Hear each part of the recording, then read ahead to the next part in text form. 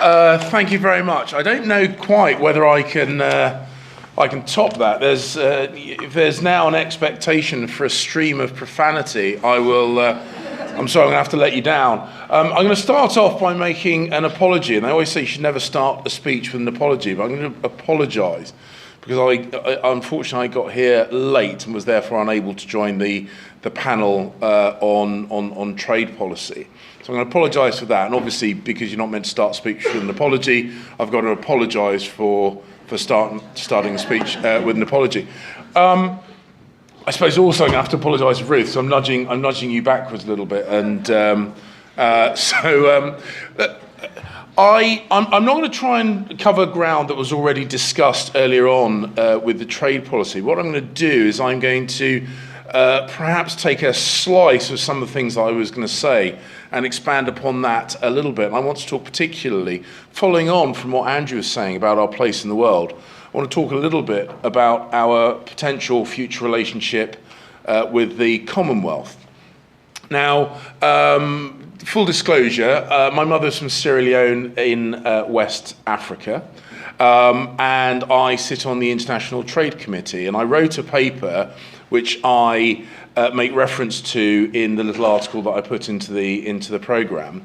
I make reference to the article or to the policy paper that I wrote on potential free trade deals with Commonwealth nations. I won't go through the detail because I pretty much lay it out here. Basically, I think there are massive opportunities. It is a huge market, both in terms of the numbers of people within the Commonwealth and also the economic growth potential of Commonwealth nations. But that's all in there. The cold, hard pounds, shillings and pence arguments are laid out before you. You can Google them, they're easy.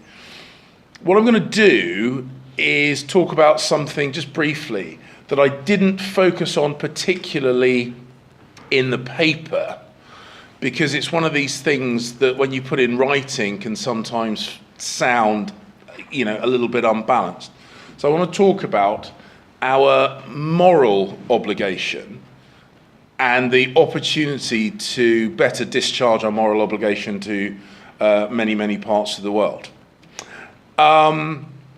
During the referendum campaign, Andrew was right. We spent a disproportionate amount of the time discussing immigration policy, and it was discussed in some of the most shrill terms.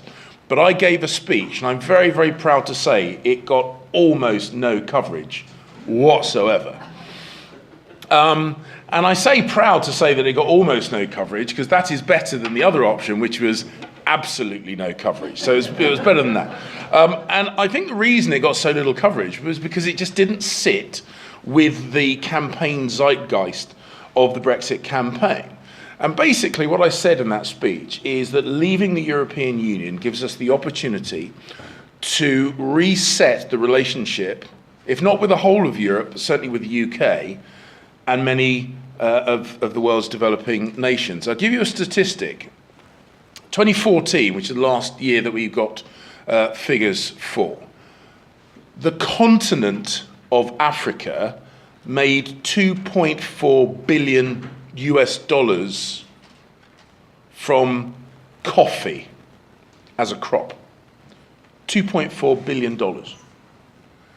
Germany, the country, made $3.8 billion from coffee as a crop.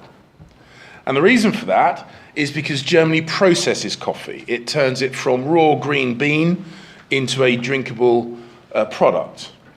And the EU's tariff regime has prevented coffee growing areas of the world, like Africa, from developing and exploiting their own coffee production facilities. So they're basically forced to sell unprocessed coffee, which the EU has historically imported tariff-free, but imposed punitive tariffs on processed coffee, making it completely impossible for some of the developing countries in the world to trade their way out of poverty. Andrew talked about the moral obligation for international aid, and he's absolutely right to do so. But I find it absolutely unacceptable that we've had a regime which condemns the developing world to poverty, and then we chuck them a few coins to make that poverty a little bit less unpleasant.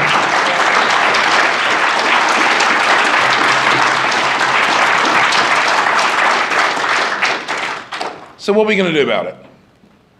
Well, the EU finally has started to put a regime in place where for the most underdeveloped nations, they're stripping away tariffs, but only for the most underdeveloped, okay? Because frankly, they're still never going to be an economic threat. But what I'm suggesting that the UK could and now should do is to move towards a much more free market trade liberalisation policy. And the easy jumping off point for that is the Commonwealth. Australia, for those of you who haven't read it, please get hold of a copy of my Free Enterprise Group paper, Reconnecting the Commonwealth. If you read none of the rest of it, which was the bit that Tim Hewish wrote and I pretended to write, read the bit that Tony Abbott, the former Prime Minister of Australia, did actually write, and we had to edit because we had to calm it down a bit. Because the original draft was so gushing and exciting about the opportunity to have a free trade deal with the UK, it sounded as if we'd penned it for him, and we genuinely didn't. I had lunch with the Australian High Commissioner last week, and Australia as a nation is genuinely excited about the opportunity to reconnect with the UK. He did something which Australians very rarely ever do. He said something nice about the New Zealanders. And he said they were very keen to get back in contact with us. The Australian High Commissioner told us a short anecdote which really shocked me.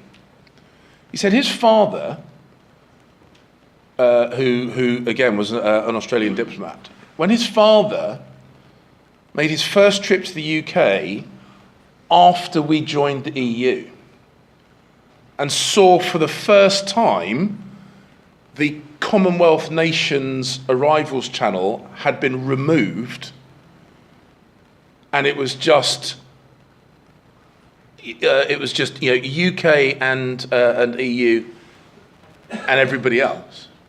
He sobbed in Heathrow. That is the impact that our disconnecting from the Commonwealth had on many, many people. My mother, as I said, was Sierra Leonean. I have many friends and obviously many family in Sierra Leone, many of whom fought during the Second World War to maintain the liberty that we take for granted. Many of you in this room will have no idea how hurtful it was to people who had lost loved ones in defense of our liberty to be told, thank you very much, you're not needed anymore. Now we have an opportunity to repair that relationship. And the really lovely thing about this moral imperative that I've been discussing is that it makes financial sense. British consumers will be better off when we are able to import goods from around the world tariff-free. Because you know who pays tariffs? People pay tariffs. We talk about tariffs as if there is something that happens government to government. They don't. They put additional cost onto products, and that is paid for by consumers. So it will reduce consumer prices. It will help some of the poorest people in the world lift themselves out of poverty, not through the vehicle of international aid, or not just through the vehicle of international aid, but by something much more liberating. That is the ability to work hard, to trade the products that you have grown, and make yourself better off than you were. And that's something we all aspire to in our personal lives, is it not? So why on earth would we maintain a regime that prevented others in the world from doing that? So I'll finish off by just saying that Over the next couple of years, we're going to spend a lot of time talking about our future relationship with the EU, and that is very, very important, and obviously we need to get that right. But in parallel to that, let's take the opportunity that Brexit gives us to reconnect with some of our very, very best friends in the world. The Commonwealth is not some historical hangover, some nice to have, some bauble that the Queen obsesses about and literally no one else gives a monkey's about. It is a network of countries at various sizes and stages of development, all of whom have strong emotional, legal, linguistic, and in many cases, human links with us in the UK. And if we manage to miss the opportunities that that network provides both us and them, then you know what? Yeah, we deserve everything coming to us because it's there on a plate. So that would be my ask of you, ladies and gentlemen. Go back to your constituencies. I'll say go back to your constituencies and prepare for government, but that's... we're already in government.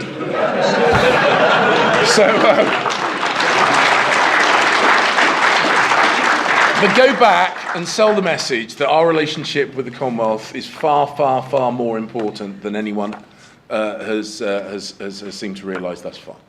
Thank you very much.